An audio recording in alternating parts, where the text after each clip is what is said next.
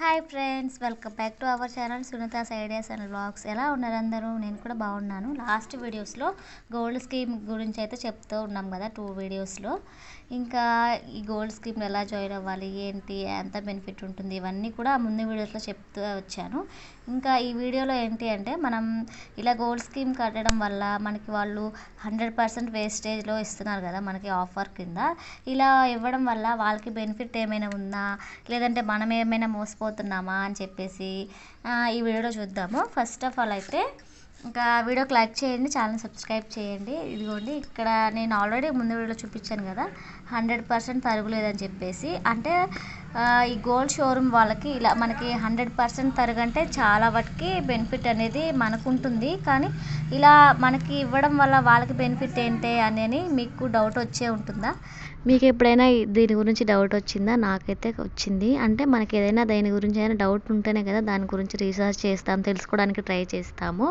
ఇంకా దీంట్లో అయితే మెయిన్గా 3 పాయింట్స్ అయితే ఉంటాయన్నమాట. ఫస్ట్ అయితే సేలింగ్ అనమాట. అంటే షోరూమ్ వాళ్ళకి సేల్స్ అనేవి ఎక్కువగా జరుగుతాయి. మనం ఎప్పుడైనా అవసరం ఉన్నప్పుడే తీసుకుంటూ ఉంటాం కదా, పెళ్ళిళ్ళకి, ఫంక్షన్లకి గోల్డ్ అనేది. కానీ ఇలా స్కీమ్స్ వాళ్ళు పెట్టడం వల్ల, దాంట్లో మనం జాయిన్ అయ్యి మనీ మంత్లీ పే చేయడం వల్ల వాళ్ళకి సేల్స్ అనేవి ఎక్కువగా అవుతాయి అన్నమాట. ఎందుకంటే అందరూ ఒకే అమౌంట్ ఎఫోర్డ్ చేయలేరు కాబట్టి స్కీమ్స్లో జాయిన్ అవ్వడానికి ట్రై చేస్తూ ఉంటాం కదా.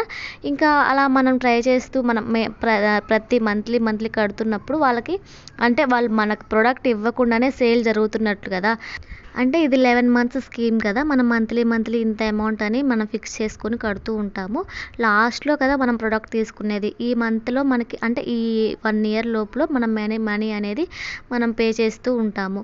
ఇలాగే ఒకళ్ళు కాదు, ఇద్దరు కాదు, ఎంతమంది ఎన్ని బ్రాంచెస్ ఉంటాయి వాళ్ళకి ఎంతోమంది పే చేస్తూ ఉంటారు. మినిమంగా 1000 నుంచి 2000 నుంచి 10,000 50,000 మ్యాక్సిమం వరకు అయితే కట్టేవాళ్ళు ఉన్నారు. నేను చూశాను కాబట్టి చెప్తున్నాను. అంటే వీడియోస్లో ఇలాగే యూట్యూబ్లో చెప్పిన వాళ్ళు అనమాట.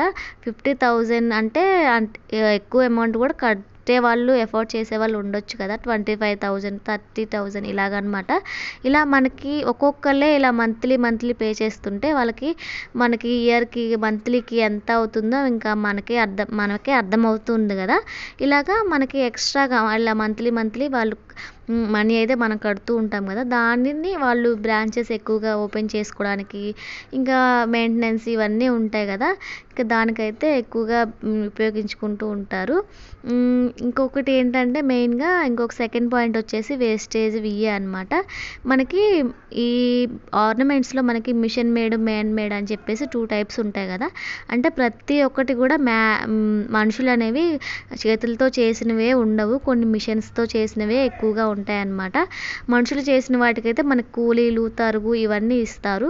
ఎక్కువగా మిషన్స్తో చేసినవి ఉంటాయి కాబట్టి వాళ్ళు సపరేట్గా, అంటే దానికి మనిషి చేసిన దానికంటే మిషన్స్ చేసే వాటికి తక్కువగానే ఉంటుంది కదా. అలాగా వేస్టేజ్ విఏలో కూడా వాళ్ళకి తక్కువగా పడుతుంది అనమాట. కొన్నిసార్లు ఏంటంటే అంటే మనం కట్టినా కానీ స్కీమ్లో మనం ఎక్స్ట్రాగా వేసి మాకు చేయించి ఇవ్వండి అని చెప్పేసి తొందరగా అడగం కదా. ఒకవేళ ఎవరైనా అడిగి ఇలా మేము స్కీమ్లో కట్టిన అమౌంట్తోనే చేయించి తీసుకున్నామని ఎవరైనా ఉంటే ఖచ్చితంగా కామెంట్ చేయండి, నేను కూడా తెలుసుకుంటాను, మన వ్యూవర్స్ కూడా తెలుసుకుంటారు కదా. మేమైతే అంటే మేము కట్టిన ఇది రిషి కోసం తీసుకున్న చైన్ అనమాట. ఇదైతే మేము రెడీమేడ్గా తీసుకున్నదే, మ్యాన్ మేడో మిషన్ మేడో, కానీ ఇదైతే గట్టి చేతిలోనే ఉంది, బాగుంది. డిజైన్ కూడా కొంచెం డిఫరెంట్గా గట్టిగా ఉంటుందని చెప్పేసి ఇది తీసుకున్నాం. ఎవరైనా కానీ గట్టిగా ఉండేది, తొందరగా తెగిపోకుండా ఉండడానికి చూస్తారు కదా, అలానే మేము తీసుకున్నాం అన్నమాట. ఇలాగా మనకి వేస్టేజ్ తరుగులు కూడా మనకి ఎక్కువగా పడవు వాళ్ళకి, షోరూమ్ వాళ్ళకి.